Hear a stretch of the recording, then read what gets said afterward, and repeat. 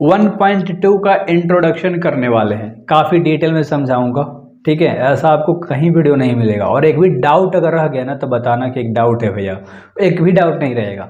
देखो, सबसे पहले आपको इसमें संबंध के बारे में जानना है। किसके बारे में जानना है? संबंध के बारे में। इसको हम लोग इंग्लिश में क्या बोलते हैं? रिलेशन। ठीक है, ये चीज़ हम लोगों ने 1.1 में भी कर रखी है। अगर मान लो तुम्हारे पास एगो ए बराबर समूच्य दिया है, यानी कि सेट दिया है, ठीक है मेरे भाई, और बी बराबर एक तुम्हारे पास समूच्य दिया है, कोई दिक्कत वाली बात नहीं है। इन दोनों का जब हम क्रॉस प्रोडक्ट निकालेंगे ना, कि मान लो दोनों का मिलाकर एक रिलेशन बनाएंगे। ए का मान तुम्हारे पास क्या है? ऑब्यूल बना के समझाता हूँ, ऐसे समझाऊंगा, अच्छे से समझोगे। ए बराबर 1 2 दिया है और यहाँ पर बी बराबर 3 4 दिया है। मान लो ए है, क्या है? बी है। एक जो है 3 के साथ भी संबंध बनाएगा और 4 के साथ भी संबंध बनाएगा। ध्यान समझिएगा, एक जो है 3 के साथ भी संबंध बनाएगा और एक 4 के साथ भी संबंध बनाएगा। दो जो है 3 के साथ भी और 2 4 के साथ भी संबंध बनाएगा। ठीक है, 2 3 के साथ भी संबंध बनाएगा और 2 4 के साथ भी संबंध बनाएगा। ठीक है मेरे भाई, ये 3 है। ठीक है, कंफ्यूज मत होइएगा। अच्छे से इतना आपको समझ में आ गया होगा। इसको हम लोग आर से सूचित करते हैं, क्योंकि संबंध बना रहे हैं। आर बराबर इतना तुम्हारे पास संबंध आ गया। ये तो समझाने के लिए हमने लिख रखा था। ठीक है, कोई दिक्कत वाली बात नहीं है। अब एक और चीज़ इसमें समझना है, तो 1.1 में इसी तरह से आप लोगों ने करा है। ठीक है, जो ही लोग वीडियोस देखे हैं। तो अब क्या कहता है? ए इंटू जो बी अभी हम लोगों ने करा ना, ए आर के बराबर होता है या आर के अंदर आता है? यानी कि ए गुणा बी जो हम लोगों ने रिलेशन तैयार करा वो तो आर ही बना, तो ए इंटू बी किसके अंदर? आर के अंदर ही आएगा या आर के बराबर ही आएगा? सिंपल सी बात ये थी। इतना आपको समझ में आ गया होगा, बस यही चीज़ें थी। अब आपको क्या करना है, ध्यान से समझिए, मज़ा आ जाएगा। ठीक है, ए इंटू बी कहने का मतलब क्या है? एक है 3 के साथ और एक जो है 4 के साथ सिर्फ संबंध बनाएगा, 2 3 के साथ। ध्यान से देखो, एक 3 के साथ संबंध बनाएगा सीधा सीधा, क्योंकि इसमें हम लोग यही चीज़ें सिर्फ जानने वाले हैं। सीधा सीधा ये जो इधर का जो पद होगा वो सब के साथ संबंध ना बनाएगा तो उसके 4 केसेस है, 4 टाइप से। चारों टाइप्स को अच्छे से समझना है। ठीक है, तो इतना ही समझो। आगे देखो, आपको समझना क्या है? फलन। ठीक है, क्योंकि छोटे छोटे पार्ट में चीज़ों को समझोगे ना, अच्छे से समझ में आएगा। क्योंकि अभी पूरा यार इंट्रोडक्शन बाकी ही तो है। सिर्फ आप इतना याद रखो ना कि ए और बी का कैसे हम लोगों ने एक संबंध तैयार किया। फलन अब आपको समझना है। फलन को इंग्लिश में हम लोग बोलते हैं फंक्शंस। क्या बोलते हैं? फंक्शंस। ठीक है मेरे भाई, ये फंक्शंस क्या होता है? ध्यान से देखो, ये जो आप लोगों 1 3 4 1 2 3 2 4 जो पद आप लिख रहे हो ना, मान लो 1 और 2 है। ठीक है, इसको हम बोलते हैं एक्स और इसको हम लोग बोलते हैं वाई। यानी समझने के लिए मैं बता रहा हूँ कि एक्स और वाई के फॉर्म में लिखा जाता है इस तरह से। मान लो कोष्ठ के अंदर आई चीज़ें, तो एक्स है एक वाई है, सिंपल सी बात है। एक जो है मेरे भाई, ये क्या होगा? एक्स वाला चीज़ क्या कहलाता है? आपका प्रांत। क्या कहलाता है? प्रांत। और वाई वाली चीज़ें क्या कहलाती हैं? आपकी परिसर कहलाती हैं। ठीक है, ये तो एक बेसिक सी चीज़ें थी। आगे पूरा अच्छे से समझा दूंगा कि प्रांत, परिसर, सहप्रांत क्या होता है। बस आपको जगह समझाया कि इस जगह पे प्रांत और इस जगह पे परिसर होता है। कोई दिक्कत नहीं हुआ होगा? चलो ठीक है। अब एक रिलेशन समझाता हूँ कि फंक्शंस क्या कहता है। मान लो एक रिलेशन, एक हम लोगों ने संबंध लिया। ठीक है, 1 है 4 है, 2 है 3 है, ठीक, 3 है 5 है। अब ये क्या कहलाता है? तुम्हारा प्रांत कहलाता है, पहला वाला। इसीलिए मैंने समझाया था, जब प्रांत अलग अलग हो। क्या हो? अलग अलग हो। ध्यान से समझना, जब प्रांत अलग अलग हो, यानी रिपीट ना हो, यानी दोहराए ना। ठीक है, यानी कि दोहराए नहीं, तो वह फलन होता है। तो वह क्या कहलाता है? फलन। कोई दिक्कत वाली बात नहीं है, वो क्या है? फलन है। अब देखो, एक और एग्जांपल समझाता हूँ। जब ये रिपीट होता है, 1 के साथ 3, 1 के साथ 4 भी जा रहा है, एक जो है 5 के साथ भी जा रहा है, तो ये रिपीट हो रहा है, बार बार दोहरा रहा है। जब प्रांत आपका प्रांत दोहराए, ठीक है, प्रांत दोहराए, तो यह फलन नहीं होता है। सिंपल सी बात है, यह फलन नहीं होता है। बस ये 2 चीज़ें आपको जाननी थी, आगे सारा डाउट क्लियर हो जाएगा। ठीक है, ये क्या है? फलन नहीं होता है। बस इतना आप याद रखो।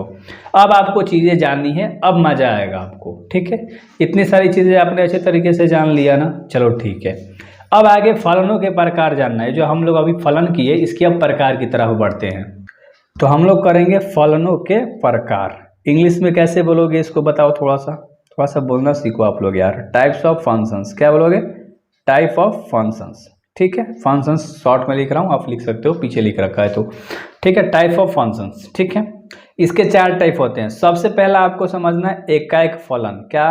एकाएक। ठीक है मेरे भाई, एकाएक फलन।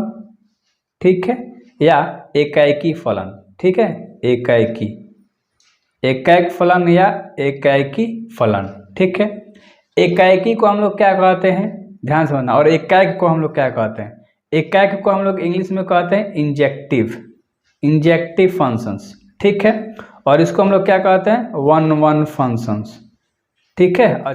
एकाएक फलन क्या होता है या एकाएकी फलन क्या होता है, ध्यान से समझिएगा।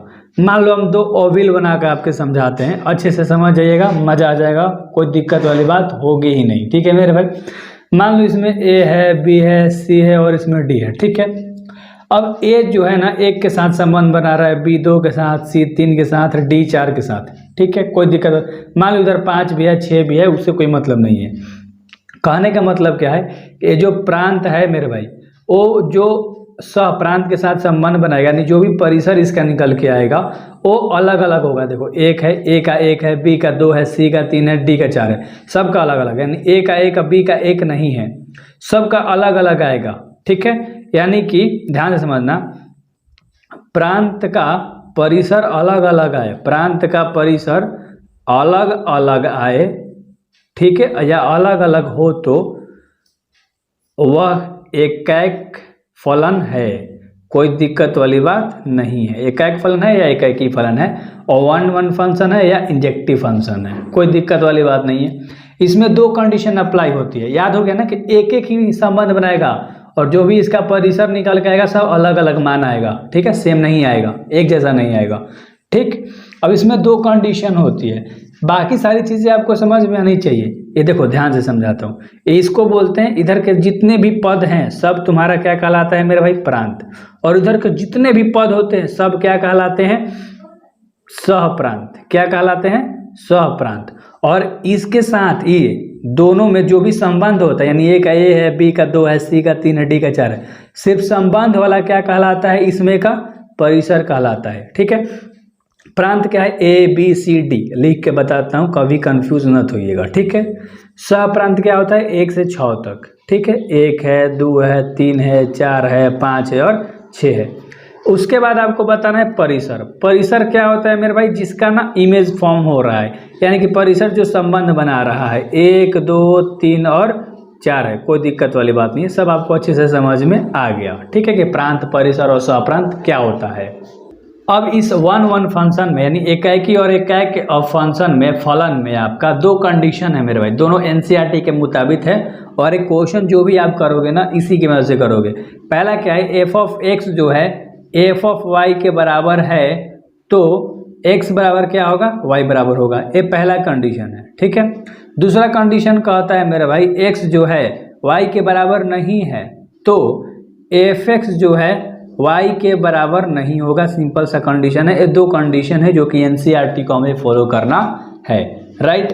अब ध्यान से देखो, एक एग्जांपल के द्वारा मैं आपको समझा देता हूँ, ठीक है, वरना वन वन फंक्शन समझाने के लिए एकाएक और एकाएकी के लिए 2 कंडीशन आपके पास दी गई हैं। देखो एक एग्जांपल लेकर समझाता हूँ, मान लो ए है, बी है, सी है, डी है, ठीक है, 2 ऑब्यूल लेकर मैं आपको समझाता हूँ। एक का इमेज 1 बन रहा है, ठीक है, 2 है, यानी कि सी का भी 2 इमेज है, क्या बन रहा है, 1 ही बन रहा है, बी का 2 बन रहा है और डी का 2 बन रहा है। आपको पता है कि एक का एक ही संबंध बनता है और इधर का जो भी प्रांत यानी कि परिसर जो भी बनेगा प्रांत का वो अलग अलग आएगा। लेकिन यहाँ पर तो आपको ऐसे ही दिख रहा है कि 2 चीज़ें एक ही बार जाके फॉर्म कर रही है, एक ही इमेज को फॉर्म कर रही है, एक ही चीज़ एक ही पथ पे जा रही है, तो ये तो ऐसे भी 1 2 नहीं है।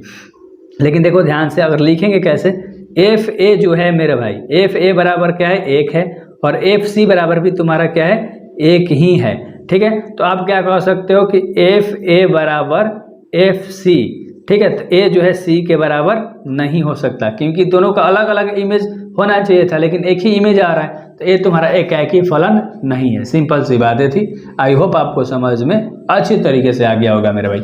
अब देखो पहला टाइप आपने समझा, दूसरा टाइप अब हम लोग समझते हैं, ठीक है।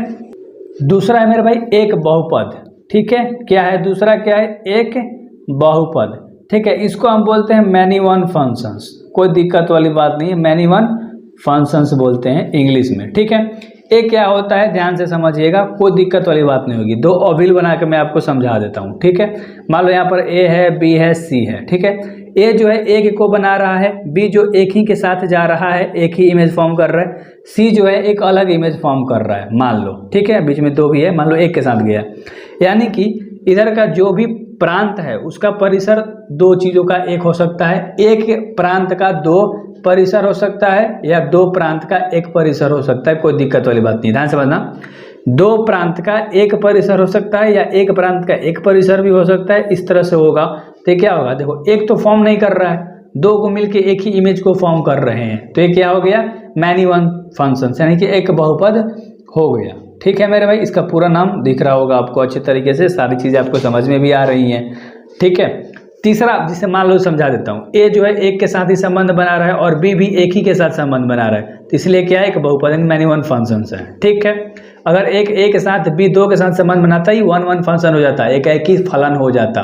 समझ में आया ना, अलग अलग चीजें अगर बनती तो। ठीक है, तीसरा पार्ट आपका क्या कहता है, आच्छादक आपको समझना है। क्या समझना है, आच्छादक, आच्छादक फलन समझना है। ठीक है, इसका एक और नाम है आच्छादी से भी कभी कभी दे देगा आपका, कोई दिक्कत वाली बात आप में नहीं होनी चाहिए। आच्छादक फलन को हम लोग बोलते हैं ऑन टू फंक्शंस, क्या बोलते हैं, ऑन टू फंक्शंस बोलते हैं। और आच्छादी को हम लोग क्या बोलते हैं, सर्जेक्टिव, क्या बोलते हैं, सर्जेक्टिव फंक्शंस। ठीक है, ये क्या होता है, इसमें एक कंडीशन होता है, आपको बताना है कि एफ ऑफ एक्स जो है वाई के बराबर है, यानी कहने का मतलब क्या है, ए है, बी है, सी है, डी है, मान लो एक ऑविल में है, और एक यहाँ पर मान लो हम लोगों ने कहा ये जो है एक के साथ संबंध बना रहा है। ठीक है, दो है, तीन है, चार है, बी जो है तीन के साथ संबंध बना रहा है, सी जो है दो के साथ संबंध बना रहा है, और डी जो है चार के साथ संबंध बना रहा है। ठीक है मेरे भाई, यानी कहने का मतलब क्या है कि इधर का जो भी प्रांत है उसका टोटल सहप्रांत का परिसर बना देगा, यानी कि इधर के जितने भी पद होंगे सबका एक इमेज फॉर्म होगा, सबका संबंध बनेगा। ठीक है, तो हम कह सकते हैं कि प्रांत जो होता है मेरे भाई किसके बराबर होता है, सहप्रांत के बराबर हमेशा होगा, दोनों आपस में क्या होंगे, संबंध पूरा पूरी बनाएंगे, तो उसी को हम लोग क्या बोलते हैं, आच्छादक फलन या आच्छादी फलन। कोई दिक्कत वाली बात नहीं होनी चाहिए आपके बारे में। ठीक है, कोई दिक्कत वाली बात होगी भी नहीं, क्योंकि मैं सारी चीज़ों को डिटेल में बता रहा हूँ। एक एग्जाम्पल और लेकर समझा देता हूँ इसका, वरना कहोगे कि भैया बताए नहीं आप। मान लो एक और एग्जाम्पल लेता हूँ, ठीक है, एग्जाम्पल लेकर समझाता हूँ आपको, उदाहरण एक और लेकर समझाता हूँ। मान लो इसमें ए है, बी है, सी है, डी है। ठीक है, यहाँ एक है, दो है, तीन है, एक्स के साथ, इसके साथ, तीन जो है सी के साथ भी जा रहा है, डी के साथ भी जा रहा है, यानी कि इसके दूसरे वाले ऑविल के जो भी पद हैं सबका इमेज एक फॉर्म हो गया। ठीक है, और इधर वाले के सबका इमेज फॉर्म हो गया, यानी कि प्रांत फिर किसके बराबर आ गया, सहप्रांत के बराबर आ गया। ठीक, तो ये क्या हो गया मेरे भाई, कौन सा फंक्शन, आच्छादक और आच्छादी फलन। ठीक है, चौथा देखते हैं, चौथा में आपको बताना है, जानते हैं क्या, एकाएकी। ठीक है, ध्यान से इसका नाम याद रखना, एकाएकी आच्छादी फलन, एकाएकी आच्छादी फलन, यानी कि दोनों चीजों को मिलाकर कहेगा। ठीक है, इसको इंग्लिश में हम लोग बोलते हैं बाइजेक्टिव, क्या बोलते हैं, बाइजेक्टिव फंक्शंस। ठीक है मेरे भाई, ध्यान से देखिएगा, इसमें क्या होता है, वन वन फंक्शन, ठीक है, और ऑन टू फंक्शंस दोनों लाई करते हैं। ठीक है, आपको पता है कि वन वन फंक्शंस को क्या कहते हैं, एकाएकी कहते हैं। ठीक है, और ऑन टू फंक्शन को हम क्या बोलते हैं, आच्छादक, यानी कि ये दोनों चीजें एक ही चीज में क्या करे, मिले। जैसे कि मान लो दो ऑविल में आपको समझाता हूँ, अच्छे तरीके से आपको समझ में आ जाएगा। ठीक है, ए है, बी है, सी है, मान लो डी है। ठीक है, ए एक के साथ बना रहा है, बी, ठीक है, और सी और डी, ये सारे इमेज तो बनाएंगे। ठीक है, ध्यान से बस आपको समझना है, ए बी के साथ, सी तीन के साथ और डी चार के साथ। कहने का मतलब क्या है, वन वन एकाएकी फलन का होता है कि एक प्रांत का एक परिसर बनेगा और परिसर सबका अलग अलग मान होना चाहिए। चलो, एकाएकी है।